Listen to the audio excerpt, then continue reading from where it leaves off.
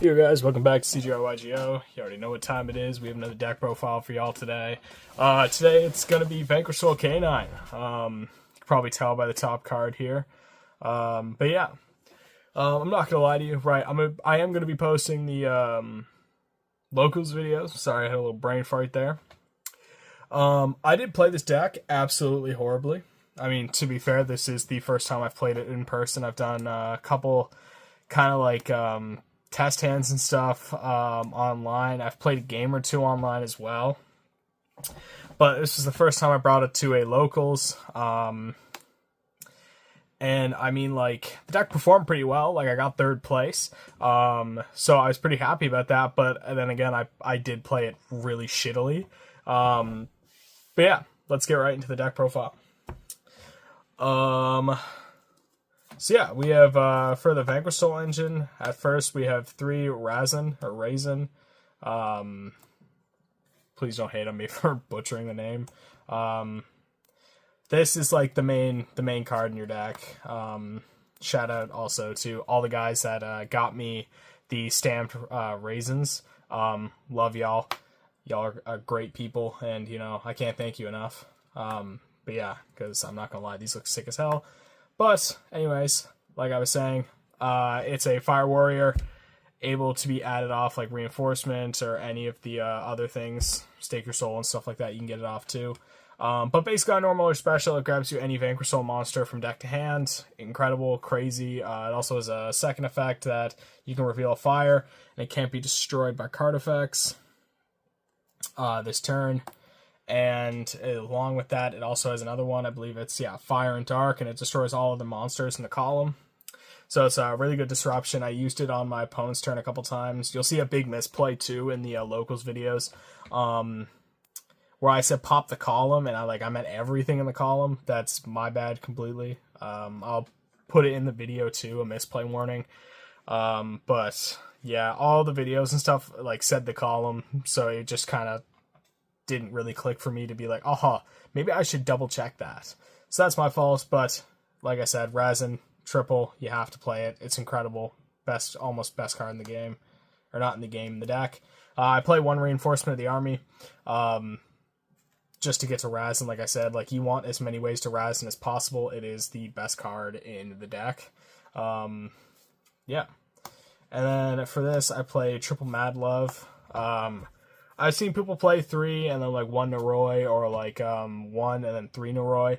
I'm not gonna lie to you, I'm playing triple copies of each. I just think the triple copies is like honestly like necessary, because without them your deck, like, yes, can become like pretty consistent by like lowering the deck count, but with that I still find that you're opened to more gates within like bricks and stuff, like stuff you don't want to see.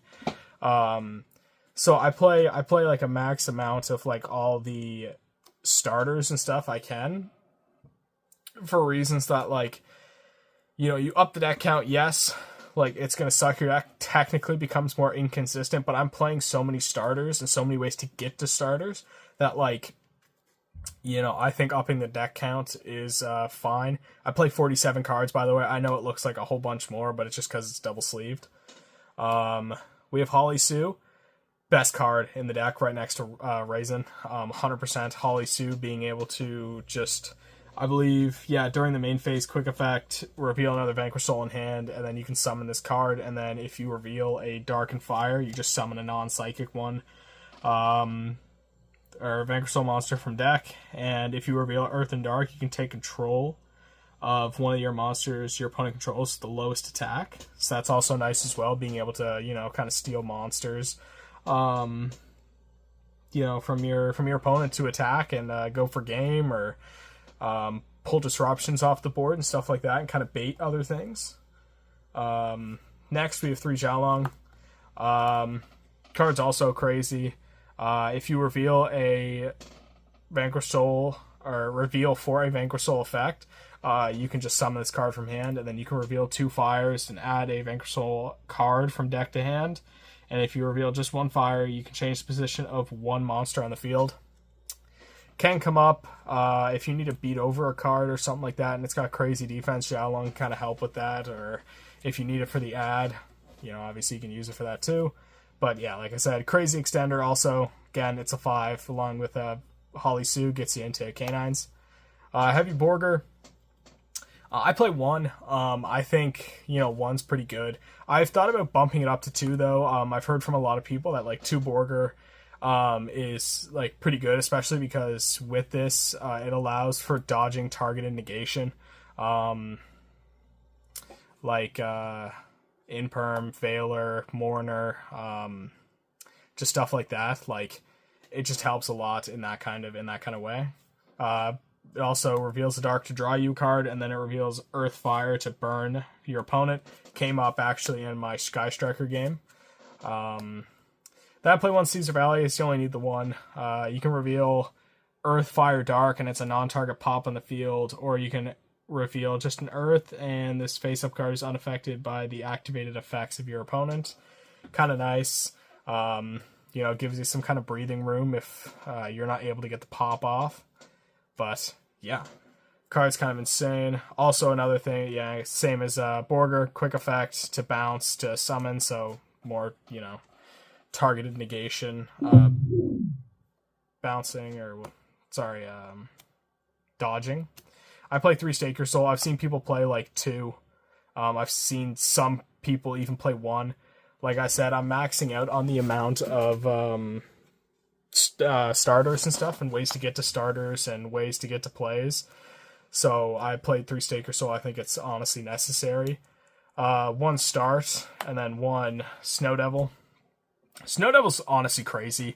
I had it used 1 game, and it was insane. It was against Branded, I believe, and I went Snow Devil. I summoned, and then you know, the second effect, like, I revealed all 3.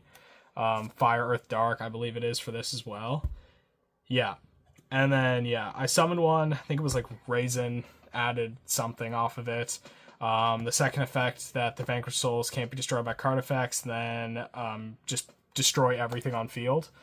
Wiped the board, and then he had Mirror Jade on field, so he activated that in the end phase.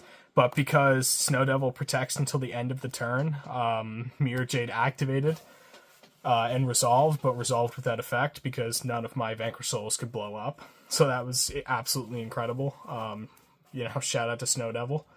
Absolutely insane card. Also, it burns your opponent for 18 if you reveal all 3 as well, which is kind of nice. Helps you push for game. Like I said before, I was playing 3 Noroi. Like I said, the deck is kind of inconsistent if you don't really max out on all the starters and stuff. At least it can be. So I maxed out on starters to kind of combat that. Noroi is also good. On normal, it specials 1 Canine Monster from deck. Really good. You can special Joe Call or Lantern if you need. Probably Lantern. To grab, like, Case, to grab Joe Call if you have a 5, or you can do it the other way. Summon Joe Call, add, what do you call it, Lantern, go into Ripper, detach, and then, like, detach, Noroi or something like that.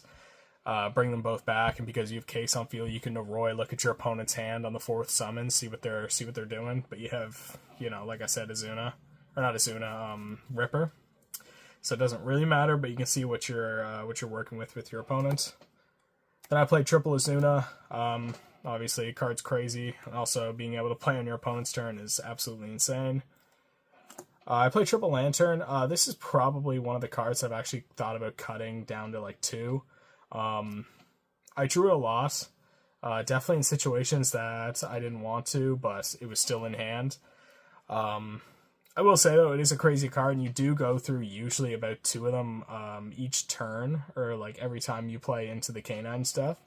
So it's kind of iffy. I feel like 3 is pretty good for right now, but I think in the future I might honestly cut it to 2. 1 Joe Call, obviously, summons any level 5 from hand, and then it adds a monster, I believe, a non-aqua canine monster. Then Lupus for the Azuna. I thought about bumping him up to 2, actually, funny enough, cutting Lantern to 2 and putting Lupus at 2. But honestly, 1 Lupus is kind of fine. There was a game that I believe it got called by, and I also got DD crowed as well, which sucked, but honestly, I still think 1 is fine. Like, it didn't really matter too much. And then I play a case and force release, and then, the technical canine card. I play 3 chaotic elements. I've seen people play 1, and technically, yeah, you only need 1, I guess, with how many starters and stuff that I'm playing. But like I said, I'm maxing out on everything that I can that makes this deck so consistent, or more consistent. I play 1 Pot of Prosperity. Again, consistency reasons, not really much more to be said about that. I play 1 Talents and 1 Call By. Going second cards, you probably cut the Talents. I just like it for going second. Even going first, being able to look at your opponent's hand if you don't have access to Noroi, and being able to rip 1. And yeah, Call By, it's just obviously Call By. Kind of need it in your deck. I play 1 Shifter. I think it's self-explanatory. The deck plays really well under Shifter. And Shifter does kind of screw up a lot of the decks at my locals, at least. So I think Shifter is just a pretty good staple. And for other hand traps, I play Triple Ash. Love this new rarity from Rarity 5, by the way. I play Triple Bell. This was actually 3 Perulia, but then I cut the Perulia because at my locals, I was sitting down and thinking, I was like, well, what does Perulia really go against at my locals? And it's really not much. So I ended up just throwing it in the side. And then I have 3 Fua. Pretty self-explanatory. It's a really good card. And pretty much goes against everything in the meta right now. So yeah. That's it for the main deck. Move on to the extra. 2 rock, you need 2. A lot of the time your first one doesn't really survive. To get to your turn on turn 3, or even really kind of stays on field going second. So you kind of have to play 2. But yeah, really good card. Being able to quick effect. Being able to add a Vanquish Soul monster from graveyard to hand, or special summon one from your hand. It's really nice. Gets you out of a lot of kind of weirder situations. I play 1 SP. I think that's pretty self-explanatory. Just a really good card. 1 Saryuja for the canine stuff. Being able to go into Saryuja helps with being able to get into your or go draw for your Vanquish Soul stuff to see if you can kind of get that engine going as well. Rocks. I'm not gonna lie to you, rocks actually might get cut. I didn't use it at all, and the only time I did, I used it wrong, because the way I thought about it is I had rock on field and I battled, and then I summoned rocks, and then I was like, oh, I go to Zeus, but because XYZ didn't battle, and because this can XYZ summon on top of a Rock the Vanquisher or a Vanquish Soul monster if it's battled. Didn't work out the way I wanted it to. And I also there was never really a situation where it was needed. I felt like all the other engines kind of did their job. And, yeah. So I might cut it and put it for a second Ripper. So there's 2 Rippers instead of 1. This card came up so much more than the Rocks, or even the Jacks, too. The Jacks might honestly get cut as well. I don't know what I'd put in place of Jacks, but yeah. Ripper's just crazy. Detach a card, add a canine card from deck to hand, and if your opponent activated a monster effect, you can then set 1 canine spell trap from deck or graveyard. And then when your opponent activates an effect in the hand or grave, you can detach 1 and negate that effect. Jacks, pretty much the same thing, kind of, except you don't get an add on XYZ summon. Or if a opponent activates a monster effect in the hand or grave, you can detach a material from this card and then target 1 monster on the field and just destroy it. Didn't really use it. There was probably a couple situations where it might have came up, but I was kind of more thinking going into other stuff. Yeah. And then, of course, second effect, during any turn of which your opponent has activated a monster effect in hand or grave, any battle damage this card does is doubled. Werewolf, didn't really use this much either, but it actually is a crazy card, and it'll definitely stay in this deck, or in the extra deck. You make it off force release, And basically, if your opponent activates a card or effect, you can quick effect detach material from this card, and if it's on your turn, banish one card from your opponent's field or grave. And if it's your opponent's turn, you can look at your opponent's hand and banish a card from it face down or face up until the end phase. So that's kind of nice. Get to rip a card from your opponent's hand, and you get to know what's in your opponent's hand. Nash Knight, MVP card. Honestly, its effect that detaches 2 to attach one from the extra deck and then attach another card on the field. Crazy. Absolutely insane. Helped me win a couple games actually against Art Mage, so that was really nice. The CXYZ Nash Knight, you need to play it to make the Masquerade and Umbral Masquerade. Speaking of the Masquerade that you attach via the Nash Knight, and then you XYZ into the CXYZ Nash Knight, and then you activate that effect, detach the Nash Knight, and you make Umbral Horror. Another MVP card, if your opponent activates a monster effect on your opponent's field, you detach a detach a material from this card, negate the activation, send one random card from your opponent's hand or field to the hand to the graveyard, and then half the opponent's life points. Awesome card. Helps push for game and rips a card out of your opponent's hand. Valen, didn't use this a whole lot either. Book of Moon, though, in theory is great, especially if you can make it on your opponent's turn. So it's pretty nice.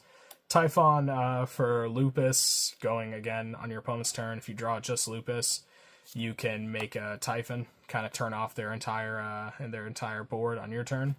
And then I have one Zeus. Yeah, in theory this card's good. I didn't really use it at all, actually, I don't think, during the event. But in theory this card is really good, especially with Lupus. Like I said again, you can make a lot of Lupus plays with into Zeus. And just because you play a lot of XYZs, I think it's really worth it to play a Zeus. But yeah, that's the deck profile for Vanquish Soul Canine. Sorry if I moved a little bit fast. If you guys would like a little bit more in-depth, I can definitely just do that for you guys. But yeah, I hope you guys enjoyed the video. Of course, if you do like this kind of content, don't forget to like and subscribe. And remember, guys, don't forget, y'all are beautiful people. Don't let what happened at the beginning of y'all's day, guys, ruin the rest of y'all day. Have an amazing one. This is CGR YGO signing out. I'll see y'all in the next one.